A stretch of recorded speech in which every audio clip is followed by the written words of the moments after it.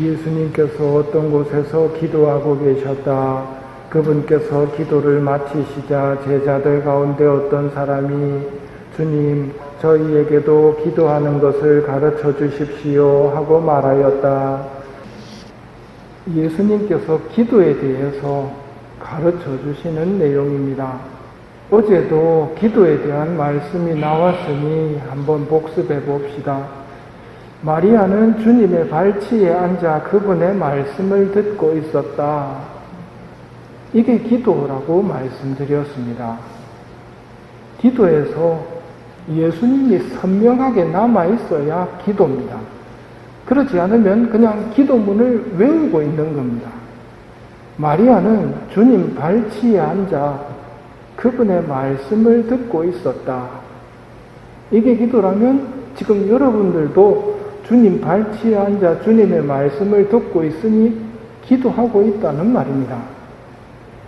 성경은 우리에게 어떻게 기도하라고 가르칩니까? 끊임없이 기도하십시오. 늘 기도하십시오. 라고 가르칩니다. 마리아는 주님 발치에 앉아 그분의 말씀을 듣고 있었다. 이 기도는 끊임없이 기도할 수 있고 늘 기도할 수 있습니다. 주님 발치에 앉아, 즉 영성체나 신영성체로 내 안에 예수님을 모시고 그분을 느낀다면 주님의 발치에 내가 가 있는 겁니다. 그 다음 주님 발치에 앉아 그분의 말씀을 듣고 있었다. 오늘의 말씀 혹은 그날 읽은 말씀들 중에 와닿는 구절을 되새기고 있다면 여러분들은 주님 발치에 앉아 그분의 말씀을 듣고 있는 겁니다. 이 단계에 늘 머물렀던 분들이 사막교부들입니다. 사막교부들이 먹고 살기 위해서 단순 손작업은 했습니다.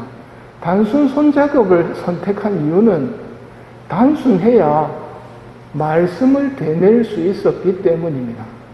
주님을 의식하고 주님의 말씀을 되내면서 단순 손작업을 하면서 지냈던 사막교부들의 모습은 끊임없이 기도하십시오, 늘 기도하십시오의 삶을 사는 모습이고 우리도 마찬가지로 영성체나 신영성체를 하고 짧은 한마디의 말씀이라도 반복하면서 되뇌이고 있다면 마리아처럼 주님 발치에 앉아 그분의 말씀을 듣고 있었다 하는 기도를 하고 있는 거라는 것이지요.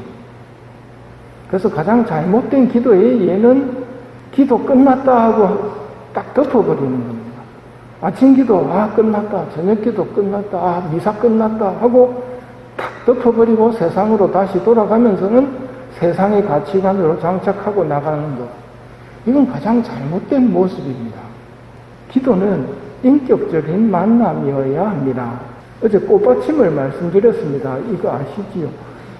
하느님께서 나를 너무나 사랑하신다는 걸 믿는다면, 하느님이 정말 나를 좋아한다는 걸 믿는다면 하느님께 기쁨을 드리기 위해서 꽃받침을 하고 미소를 보내드린 다음에 기도를 시작하시기를 권해드렸습니다. 그러면 분명히 감실 안에서 예수님도 웃으실 겁니다만 바로 그 기도가 인격적 관계에서 바치는 기도입니다.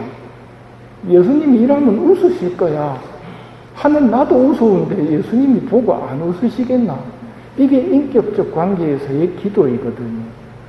이 기도는 하고 싶다고 하는 것이 되는 것이 아니라 성령의 선물입니다. 오늘 알렐루야에서 우리는 성령을 받아 하느님의 자녀가 되었네. 이 성령의 힘으로 우리가 아빠, 아버지 하고 외치네. 성령의 은혜로 하느님을 아빠, 아버지라고 부를 수 있는 겁니다만 그렇다고 해서 예수님이 가르쳐준 기도를 인격적 관계에서만 바치고 있느냐 하면 그건 아닙니다. 유혹이 있습니다. 주문처럼 기도하도록 하는 유혹이 있습니다. 대표적인 게 열려라 참깨 같은 거는 주문입니다. 이건 뭐 사랑을 가지고 열려라 참깨 한다고 해서 열리는 게 아니고 사랑 없이도 열려라 참깨 하면 열리는 게 주문이거든요. 주님의 기도를 바친다고 해서 사랑 없이 바친다고 그 주님의 기도가 힘을 내는가? 아니란 말이죠. 주님의 기도를 아빠, 아버지하고 부르는 자녀의 마음으로 아빠를 향해서 바치지 않으면 그건 빈말입니다. 그런 주문 같은 기도보다는 차라리 피에로의 기도가 낫습니다. 피에로의 기도란 중세시대 때 문맹률이 높았고 기도문도 제대로 알지 못했던 시대였지만 피에로였던 이 사람은 감실 안에 예수님이 계시다 이것만큼은 믿고 있었습니다. 어느 날 성당에 들렀는데 예수님 말고는 아무도 없었습니다. 이 피에로는 기도를 할 줄 몰랐거든요. 감실 앞에서 제주를 부립니다. 이게 피에로의 기도입니다. 감실 안에서 예수님이 피에로의 제주를 보면서 피에로의 기도를 보면서 기뻐하셨을 것은 분명합니다. 당신을 찾아준 피에로의 기도가 기도문 말마디가 아니라 그 마음을 보시기 때문이지요. 하느님은 이런 기도를 바라십니다. 빨리 해치우기식으로 바치는 기도를 바치면 어떻게 보면 하느님께 상처를 드리는 것일 수도 있습니다. 기도를 바칠 때는 분명히 마귀가 그렇게 해치우기식으로의 유혹을 들이옵니다. 그러니 유혹에 빠지지 않게 해달라는 말도 내 마음을 실어서 말씀드려야 됩니다. 바오로 사도께서 내가 이제 가장 좋은 길을 여러분에게 보여드리겠습니다 하면서 가장 좋은 길을 보여주었습니다. 그게 사랑의 길이었죠. 사랑은 가실 줄을 모릅니다. 말씀을 받아 전하는 특권도 사라지고 이상한 언어를 말하는 능력도 끊어지고 지식도 사라질 것입니다. 우리가 아는 것도 불완전하고 말씀을 받아 전하는 것도 불완전하지만 믿음과 희망과 사랑 이 세 가지는 언제까지나 남아있을 것입니다. 이 중에서 가장 위대한 것은 사랑입니다. 이게 가장 좋은 길입니다.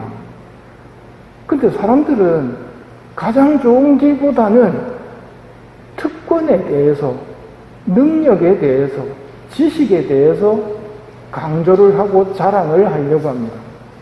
내가 천사의 말까지 할 수 있다 하더라도 사랑이 없으면 아무것도 아닙니다. 온갖 신비를 다 꿰뚫어 본다고 해도 그런 지식 가지고 있다고 해서 자랑할 건 아니란 말입니다. 사랑이 없으면 아무것도 아닙니다. 하느님이 나한테 바라시는 건 사랑인데 우리는 마귀를 쫓아내는 능력이나 병을 치유하는 능력 같은 것, 능력이나 특권이나 지식 같은 것에 용을 쓰려고 하거든요. 그런 것들로 자기가 커진단 말입니다. 하느님이 바라시는 건 그런 게 아니고 피에로처럼 찾아와주고 자기가 할 수 있는 말로, 자기가 할 수 있는 재주로 하느님께 기쁨을 드리는 것, 그 마음을 원하신다는 것을 기억해야 됩니다. 그렇게 주님의 기도를 바쳐야 한다는 말입니다. 성령의 힘으로 아빠, 아버지 하고 부르는 것부터 시작입니다. 외우고 있으면 어떻게 됩니까? 하늘에 계신 우리 아버지하고 지나가 버립니다. 그렇게 바치는 것은 공동기도를 바칠 때는 어쩔 수 없이 시간적으로 그렇게 바치겠지만 개인 기도 때는 그렇게 바치지 말고 피에로처럼 바치도록 하십시오. 기도는 사랑을 가지고 바쳐야 됩니다. 하느님과의 대화는 사랑을 가지고 해야 됩니다. 그럴 때 하느님을 닮아가는 것입니다. 내가 기도 많이 한다고 하는 사람이 교만으로 딱딱해지고 지식이 많고 똑똑한 사람으로 다른 사람들에게 알려지고 이건 굉장히 위험한 일입니다. 바오로 사도의 말씀을 기억합시다. 은사나 능력이나 지식도 다 사라질 것입니다. 그러나 사랑은 언제나 남아있을 것입니다. 예수님 발치에 앉아 예수님 저에게 사랑의 능력을 주십시오. 제가 사랑이 부족합니다. 하는 속삭임을 꽃받침을 하고 한번 드려보는 것은 어떻겠습니까?